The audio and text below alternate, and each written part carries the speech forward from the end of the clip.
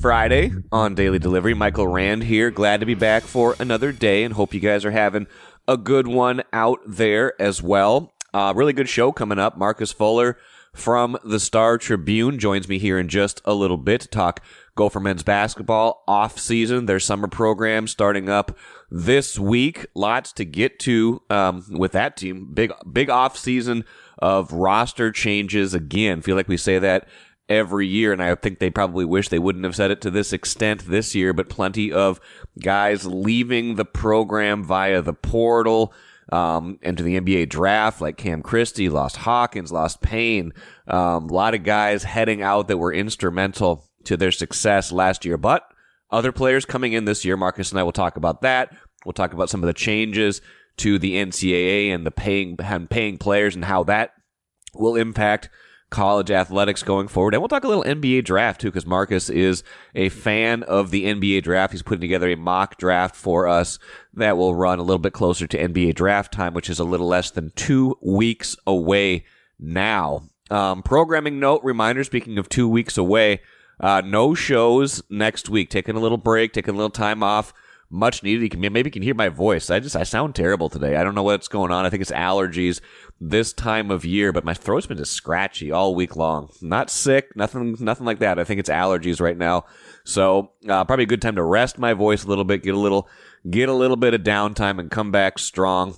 Not a ton happening next week, to be honest. So maybe a good time too, from a sporting standpoint, to take a little break, come back, and talk NBA draft, talk NHL draft at some point in there. Check in on the Twins. USA Gymnastics is going to be huge the week I come back. So maybe a good time for all to just take a little break. I know maybe some of you are going to miss me. I'm going to miss you guys too, but it probably is a good time for a little break. But still got the rest of today's show. Like I said, Marcus Fuller.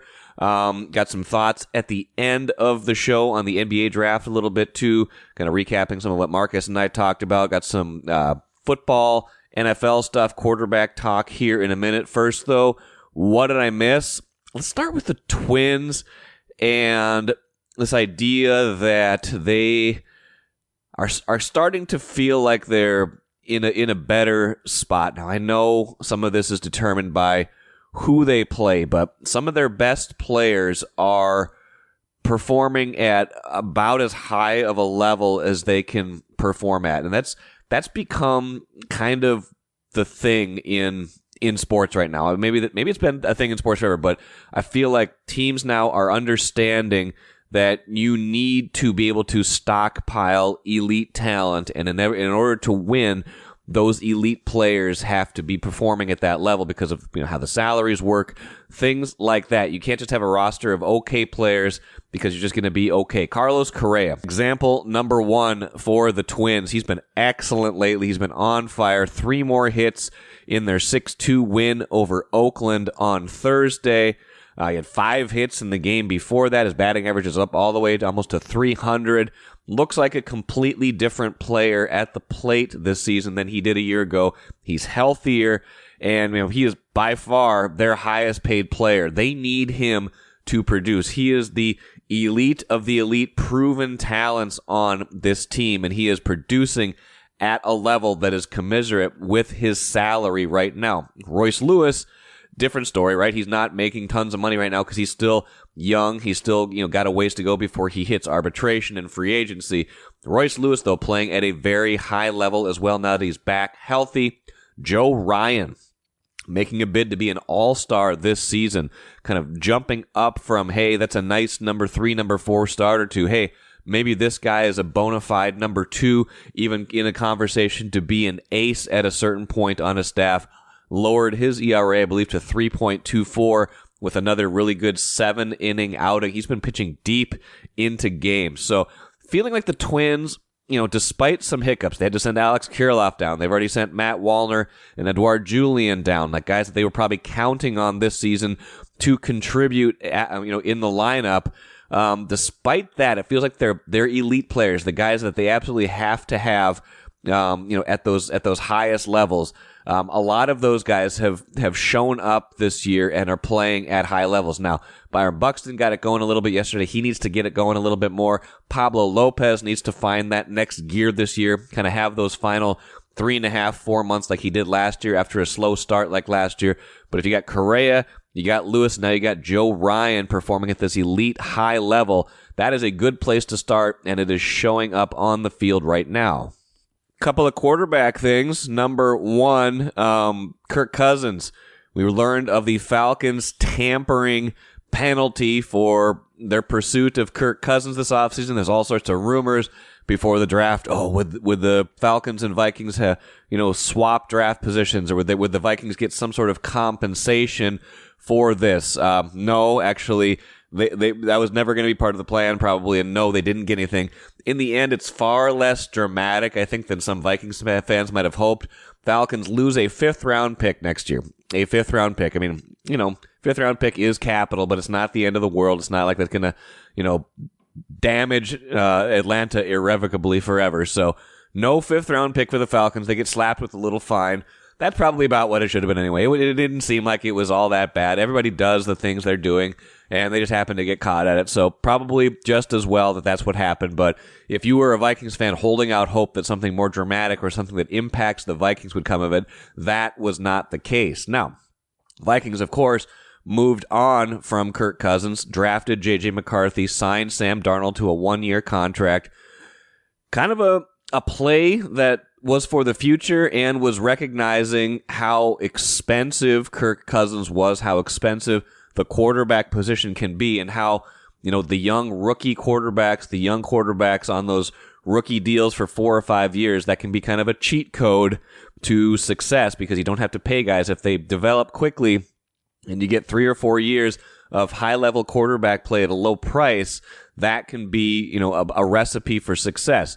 We see how expensive quarterbacks are. Another example coming Thursday, Trevor Lawrence of the Jaguars signing a 5-year, $275 million extension, $200 million guaranteed, $142 million at signing.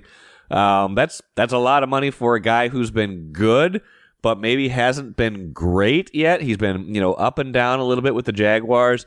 Still an elite talent, number 1 overall pick, a guy who should be on a pretty good trajectory, but that's the going rate for a quarterback you are extending off of that rookie contract. So the Vikings really knowing now that they need to capitalize on these next, 4 or 5 years with J.J. McCarthy. First of all, he's got to be able to play, but second of all, they need to be able to capitalize on that because they're going to get to a point in the future, 2028, 2029 in there, where they'll be forced to make a decision on McCarthy if he's good, Justin Jefferson if he's if he still wants to be here when his recently signed deal expires. Like, those are going to get expensive, but right now they are in a position of extreme flexibility starting in 2025 with their quarterback, with Jefferson making what he makes. These quarterbacks are so expensive right now. It's only going to get more and more and more.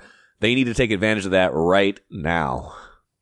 Let's bring in Gophers men's basketball writer Marcus Fuller right now. It's the middle of June, which doesn't necessarily strike you as Gophers men's basketball season, but they just started summer practices, Marcus. You've written a couple things recently that caught my eye, and you're also working on an NBA first-round mock draft. I want to pick your brain on that a little bit.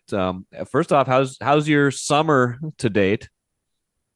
Yeah, it's pretty good. Thanks for having me on, as always. Father's Day weekend's coming up, so we'll have to have a conversation about what we both did. But I'm planning to go fishing Nice. for the first time this summer. So hopefully I'll catch something. But just to be out in the lake, supposed to have pretty good weather. That'll be a nice weekend for me, I think. We just moved to an area that's got more fishing opportunities, and my kids are already asking me to take them. So I might be out there sooner rather than later. Although we're gonna be I don't think we're gonna be around that weekend. But sounds like good for you. And the team you cover has got quite an interesting off season ahead. Got to kind of regroup again. A lot of new faces again. You talked to head coach Ben Johnson recently ahead of the start of summer practices. What were some of the big takeaways you got from your conversation with him?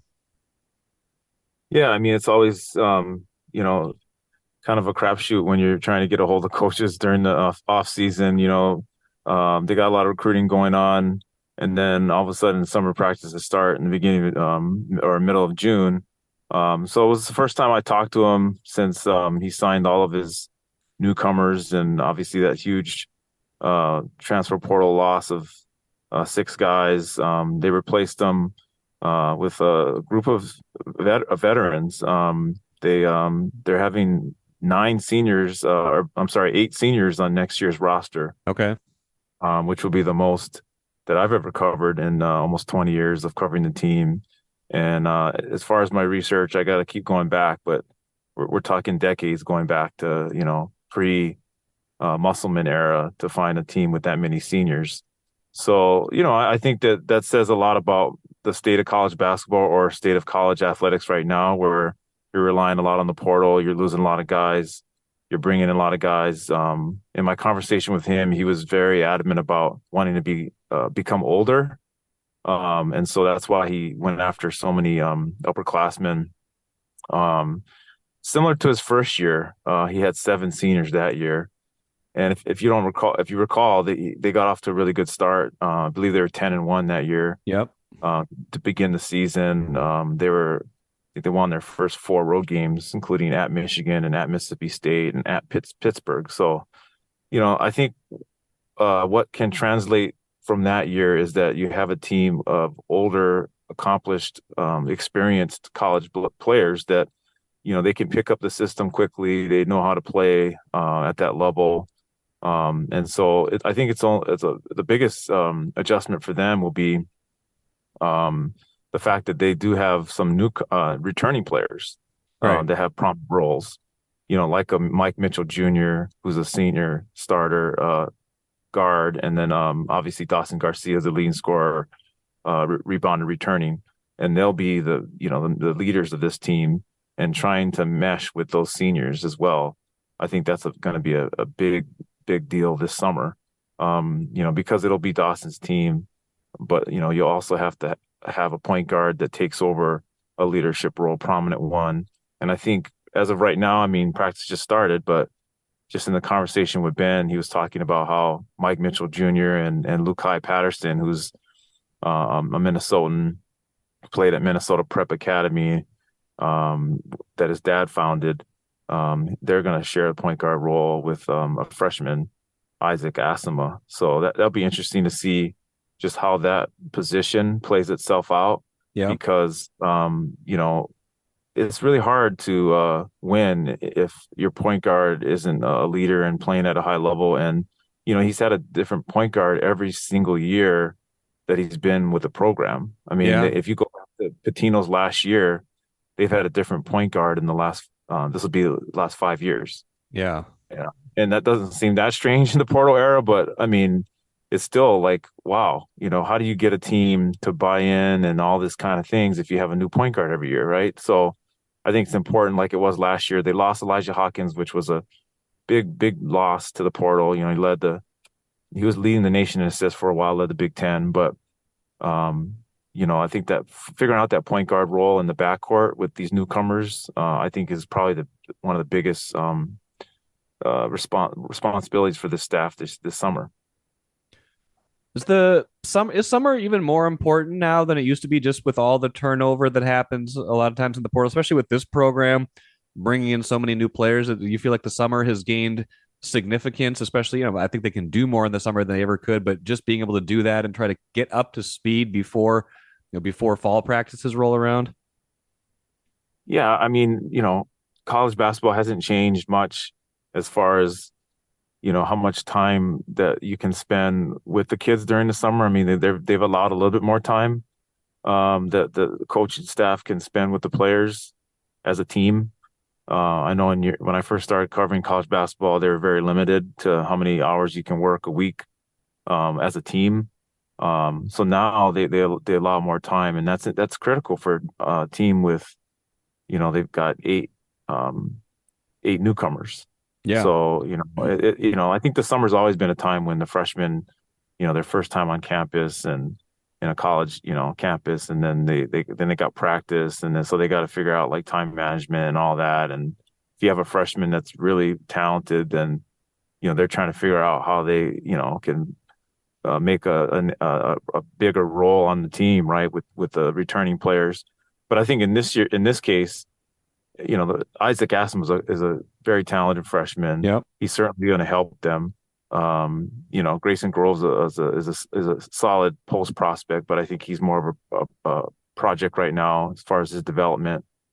But you've got so many new guys that are old that I just, like, how do they gel together, Right. chemistry wise? It's critical. I mean, from day one, like they started practicing earlier this week, and they show us videos of them, working out and stuff like that. But unless you're at practice and you're seeing how they interact with one another, how they talk to each other, the backcourt, like I said, I mean, we were talking about you have five new guys in the backcourt. And I'll go over the names. We talked about Lukai Patterson and Isaac Right. Asimov. You got Caleb Williams, who's a transfer from Division III, McAllister, who he lit the Gophers up for 41 points last year. Right. But that was a different backcourt. Then you got Femi Odukale. He's a New Mexico State transfer, but he played 2 years high major basketball already at Pittsburgh and Seton Hall. He's the biggest wild card to me because he's 6'6" and probably 210. He's got a really solid like high major body, and he's a Hmm. good athlete. He's already played at that level and was successful at that level. So if he can make a jump early, that's going to help this backcourt, because if you look at all the other guys I mentioned, Caleb Williams, Lukai Patterson, Isaac Asimo, they're all around the 6'2" range. Yep. Another one is Brennan Rigsby from Oregon. Now, he played high major basketball as well last year, and he's a very good athlete. I mean, he's got probably a 41-inch vertical. He had a few dunks last year that were like scratch your head. I mean, this kid is, you know, um, you don't really see that kind of athleticism at the point guard or combo guard position for his size. He's only about 6'3". So he can have an impact on them. He's not much of a shooter, but good athlete, strong, and he could defend. So I think that group together, we know who's going to play point guard probably, but these other guys that play combo and maybe play some of the three position, how do you kind of get them to play together, in a rotation? I mean, you'll figure that on the fall, but the summer is where you start some of that. And I always joke to Ben, like I'll probably see him here in a little while after a few practices, and I'll joke to him, do you have your starting lineup yet? Right. And last year it was pretty, I think they brought in some new guys, but I think it was pretty set on who that was going to be. Cam Christie, I think, surprised a lot of people by maybe not starting the season in the starting lineup, but that was because of he had an injury or he was a little sick and missed some preseason stuff. So I'm curious to see who's gonna be in the main group this year as far as starting, because I think the backcourt you can go a lot of different ways. But the front court is where I think it's pretty, we know who you've got. I mean, Parker Fox, Dawson Garcia, Caden Betts are coming back, and then you have a big kid from Canada, Frank Mitchell, who was fourth in the nation in rebounding last year, with over 11 rebounds a game at Canisius. And then you've got a transfer from Texas San Antonio as well, who's 6'10", so and 250 pounds.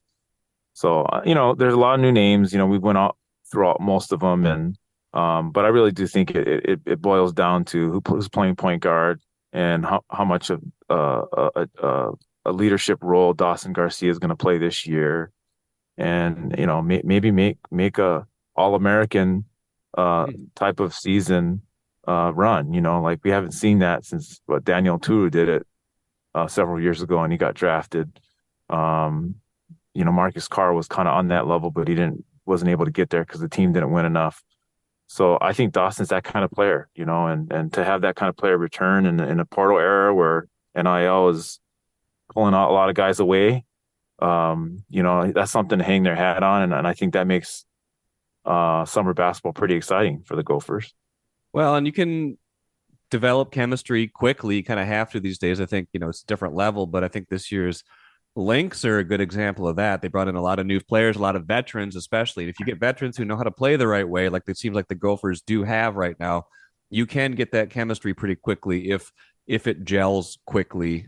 You wrote about Lukai Patterson recently, like you said, a former Minnesota standout, went to Charlotte, now back here. Interesting story. What were your kind of bigger thoughts after getting to spend a little time with him?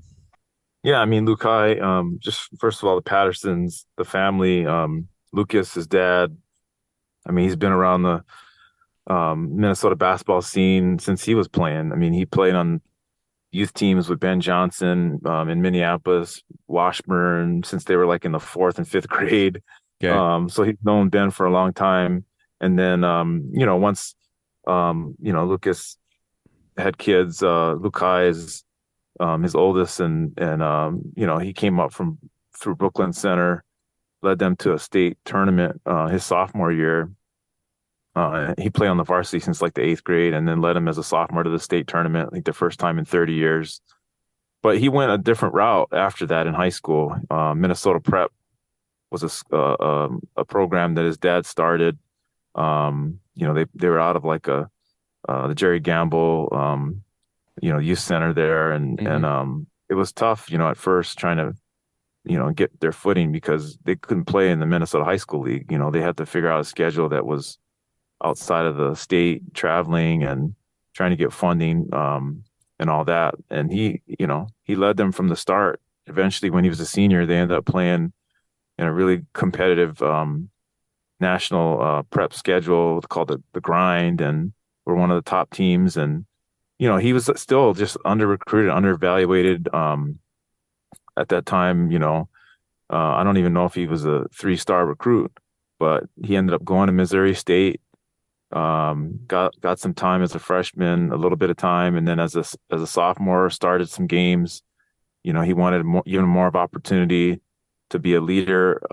Went to Charlotte, and then kind of saw a little bit of not, I'm going to say diminished role, but he came off the bench to start off at Charlotte. But eventually, last season, he ended up starting most of the season and leading them in scoring. So, he in the COVID era, he's got his 5th year. And he's a pro already. I mean, he's taking care of his body now. He lost, I think, like 20 pounds. He's been in college 4 years already. He's gotten better every single year, even from high school. If you look at his stats, they've gotten better every single year, and you just don't see that. I mean, I'm serious. Like, sophomore, junior, senior, high school, freshman, sophomore, junior, senior in college, every year his stats got better. And so, he's putting in the work. He put in the work. His body is probably in the best shape of his life so far. He's coming home. I mean, he went in the portal, and there's a lot of teams looking at him.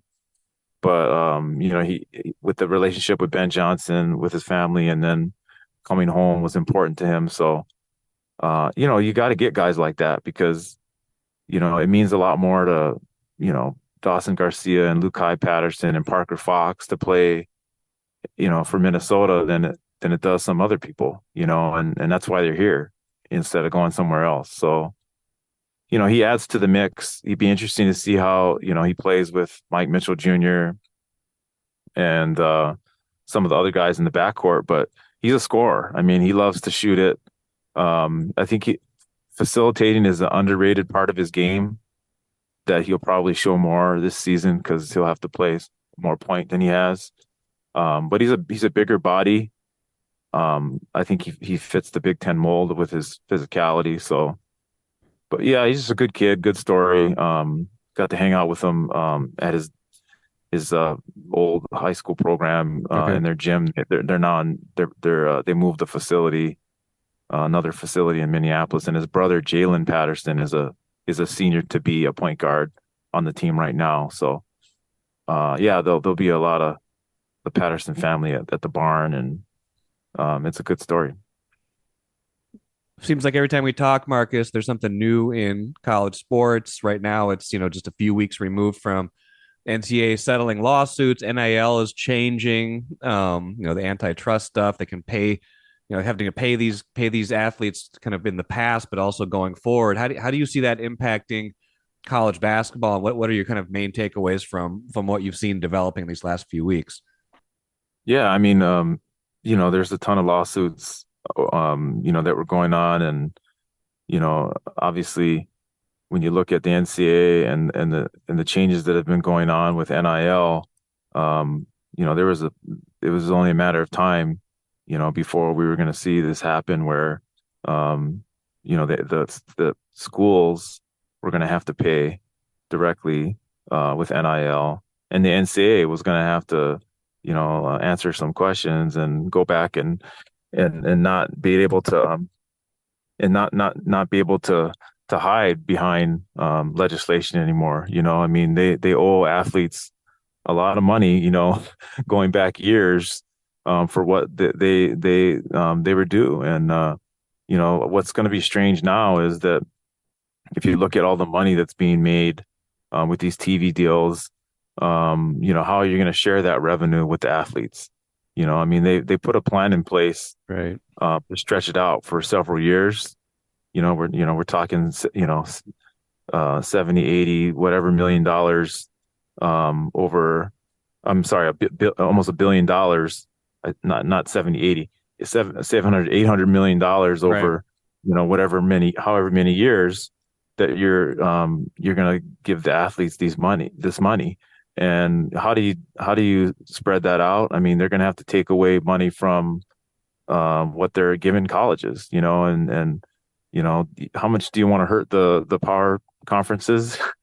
I mean, they're already making a lot of money, but they're the ones that are carrying this thing, So I think that's the fear, is that, like, a lot of the smaller conferences are going to get hit, because the NCAA owes the money, and they're going to say, hey, we're not going to pay as much for playing in the NCAA tournament, or from the college playoff, all the money they get there. It's supposed to be spread out evenly throughout the NCAA, but I Yeah. think the Right. smaller conferences are going to be hit more. I don't know what the percentages are, but they're talking about like 60-40 Right. and all that kind of. So that's the part that's really unfair to the programs, but I think like I said, it was inevitable. Mark Coyle, Gophers athletic director, talked with our columnist Chip Scoggins recently about Yep. how the Gophers were going to handle their part. Obviously, it's not going to happen this coming fall, but in the near future, probably in a year from now, they'll have to. I think they're talking about up to $21 million that they'll share with the athletes of their revenue. Wow. And how is that going to be split up? That's a big question. Who's going to be affected? Are they going to have to reduce scholarships to the non-revenue sports? How is Title IX factor into that? That's all a big question. But one thing is the revenue teams, football, men's basketball, women's basketball. I mean, the top athletes there are just they're gonna get paid even more, and then get their share of what the Gophers are making and what the Big Ten is making, and that's the future. And that, I think, for some coaches that excites them. I only talked to Ben Johnson and talked to Coach Fleck, but Yeah. he might have an opportunity now, with the shared revenue, that he might be able to go after some players that he never was able to before, Yeah. because you can siphon off a little bit more of that shared revenue to a five-star recruit, right? Right. That before you had to rely solely on the collective. Right. I think the collective is still going to survive the Dinkytown athletes in the Gophers model. Yep. That's what Mark Coyle was saying, that they really still need their help. But I think that, as far as shared revenue, you might be able to pick out a couple athletes that will make a lot more than the others, and Interesting. then the others will have to use the collective to get their NIL. Final thought. That sounds a lot like professional basketball, Marcus. So let's shift to the NBA. You're working on a mock draft right now. The NBA draft's not for another couple weeks, but Cam Christie, former Gophers guard, he's in the mix. People, there's some projections that he could be a first round pick, maybe a second round pick, if not. How do you feel like this shakes out, not just from a Gophers perspective or Wolves draft 27th, but how do you see the top of the draft? What should we be watching for as the draft unfolds here in a couple of weeks? Yeah, I mean, I'm a big fan of the NBA draft. Mainly, over the years, even before I covered college basketball, was just the exciting part of watching like college basketball as a fan, and then knowing that some of these top players are going to be in the NBA one day. The crazy part is, um, you got a guy like Zach Edey, who's been the player of the year the last 2 years, by far the player of the year, and we're kind of scratching our head as like, okay, at first it was like, was he even going to get drafted? But I think he's done a really good job of positioning himself that he's for sure going to be drafted. It's just whether or not he's going to go in the first round or not. And it's all about need, right? It only takes one team to draft you in the first round off a need. And I think that's the situation with Cam Christie. When he first put his name in the draft, a lot of Gopher fans were like, "Oh man, why is he doing this? There's no way he's gonna get drafted. He's not ready." Blah blah blah. And then as the process went along, and then he made it clear that he was staying in the draft. He worked out. He went to the combine, did interviews. He just had a great process. A lot of teams realized that, okay, this kid's further along than his age. I mean, he's 18. He's the youngest kid in the draft. But his maturity is beyond his years, not only because of him just as a person, but his brother already went through the process, Right. 2 years ago. So, he knew what to expect. I mean, he's been trained the same way by his parents. He's actually taller than his brother, Yep. almost 6'6", and he's put a lot of weight on and strength, and he looks like a pro, and he shoots the ball like one. So I think there's a lot of teams that are looking at his age and seeing like potential. And that's the part of the NBA draft when it comes to the lottery. I don't think he's a lottery pick, but the first round, a lot of these guys are drafted on potential. So I actually think he's going to get drafted in the first round. I think he's going to go before the Wolves pick at 27, Okay. in my opinion. I don't think he's going to the Lakers, play with his brother, Right. but I do think that there's a lot to like with him. Based off potential, the number one pick is kind of a toss up right now. There's Zachary Riziker. I hope I say his name right. Riziker. He's a 6'9.5", 6'10" wing from France. And then Alexander Czar is another Frenchman, 7 foot or close to it. They're both more, I would say, like perimeter type guys. Yeah. Obviously, Alexander Czar, he's a little bit more of a post type of prospect. Can block shots, rebound, but his face up game, and he's got a little the ability to kind of stretch it out and shoot it. It's just the way the NBA is now. I mean, you got a lot of size and length on the perimeter, and guys that can do a lot of things. And so, I think Atlanta at number one. I think at first a lot of teams thought they were going to go with Alexander Sarr, and I think Rissiker is kind of moving up on the draft boards recently that I've seen the mock drafts. I'm not a guy that does the mock drafts like every other day, like Right. changing my mock draft. So I would lean toward what it has already been. And go with Alexander Czar just because he's a little bit bigger and I like size, 7 feet. But again, this is a year where the draft is, when you have a toss up for the number one pick, some people are even saying Donovan Clingan, who's the best college prospect in my Right. opinion, from UConn, the 7-footer, that he might be considered by Atlanta for the top pick. I think that's to me, that's a down year when you're seeing that many guys maybe could go number one. Yeah. That aren't like surefire, like franchise building type of guys, build around type of guys.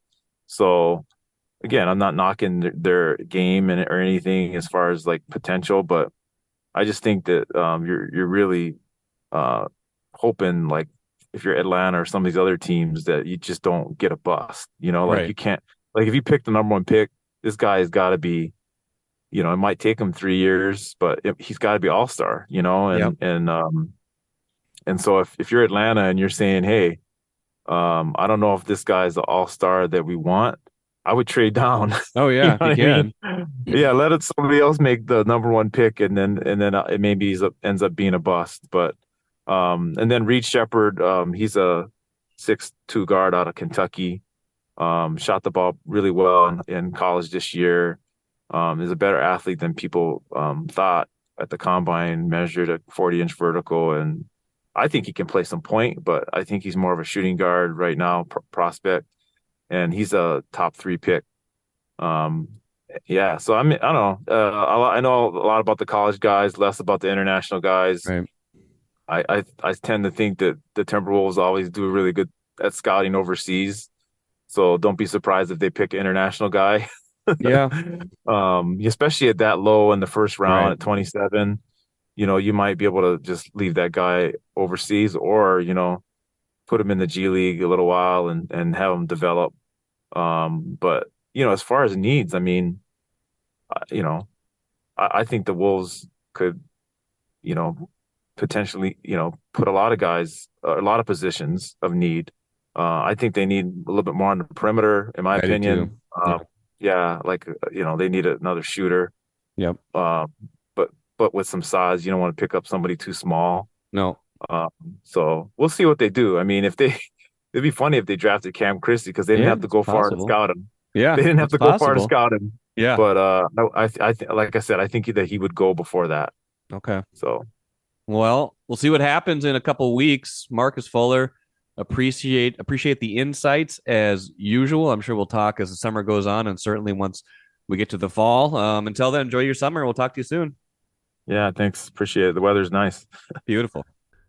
Great stuff from Marcus. Speaking of the draft, I talked about this a few days ago, but just to reiterate, I really do think this is the time for the Wolves to draft. If they're going to keep their picks, 27 and 37, this is the time for them to pick someone who can help them next season, who can be a plug-and-play rotation player. They don't necessarily need a star right now. I don't think they're going to get a star at 27 or 37, but they could get a rotation player. The way they're going to get a star in the making is either internal development or trade. I don't think they're going to draft their way into a star unless the draft involves a trade that gives them a higher draft pick. But this at 27, they should be able to get themselves a plug and play key rotation player, preferably on the perimeter. That's the direction I think they should go in the draft, June 26th and 27th. Remember, the NBA draft split over 2 nights. A couple weeks from now, we'll see what they do, but I do believe that they should be looking at someone who's maybe more of a plug-and-play rather than a developmental mindset in this draft based on where they are in their trajectory. That'll do it for me today. Like I said, no shows until June 24th. Enjoy the weekend. Enjoy the week. We'll be back at it on the 24th. Until then, I'm Michael Rand. We'll talk to you then.